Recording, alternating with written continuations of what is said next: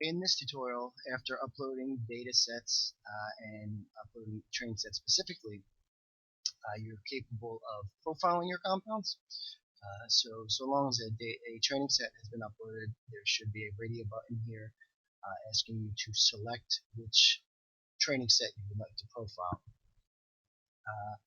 And the only profiling parameters currently featured on the website is to select the number of actives to be considered for each bioassay. So this is a number that's generally recommended to be between 6 and 10 that will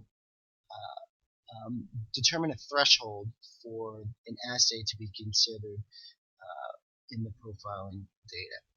So by limiting our active data to 10, that means each assay in our bioprofile will have at least 10 active responses. And this just increases the amount of active compounds to make in vitro, in vivo correlations. So once the data set is selected and the profiling parameters are set, you can hit the profile button, and this will query our in-house copy of the PubChem database and create a n by n matrix where n are the amount of compounds in the data set and m is the amount of bioassays.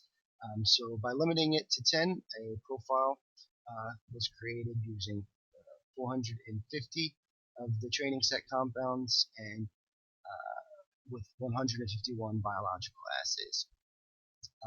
So you can further optimize this by clicking the optimize profile, or you can download the bioprofile and all the in vitro, in vivo correlation statistics by clicking this link.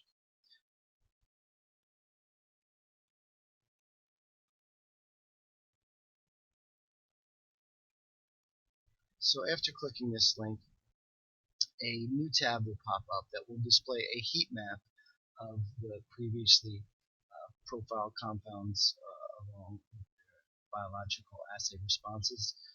So this could be quite a long endeavor, making a heat map. It is computationally expensive, but after it's done, a heat map will be displayed where the rows are each of the columns, or the rows are each of the compounds in the data set, and the columns are the biological assays.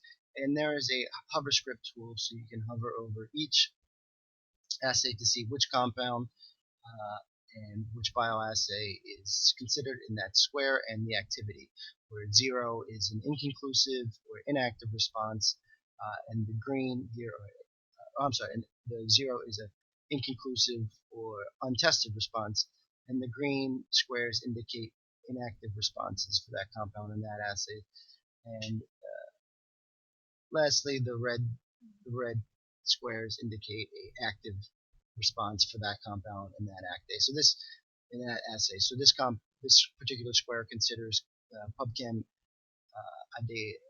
PubChem compound identifier 2879 in bioassay 1204, and it was considered to be active in that response. So a lot of this information is unnecessary for the target at hand. So you have the option to select to further eliminate or keep biological assays to use for predictions.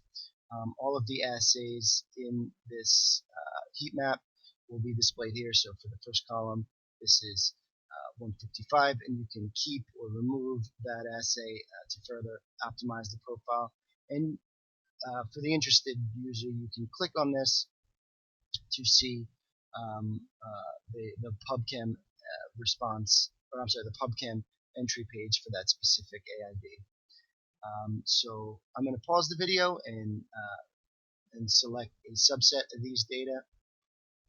Oh, I'm sorry, just very quick, you can also scroll down here to see the assays listed by their in vitro, in vivo correlations. So you can sort by the amount of true positives, true negatives, and so forth. So I've gone ahead and selected a few assays that were determined to be relevant for this specific data set, and the interested reader, I could refer them to the reference listed in the tutorial section for the these assays and their relevance to the training set.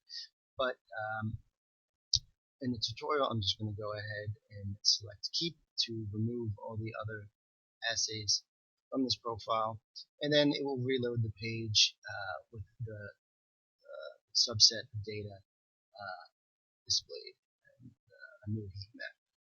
So in the next tutorial, we'll go to the SIP predictor tab, and we will use these compounds to make predictions on our test set.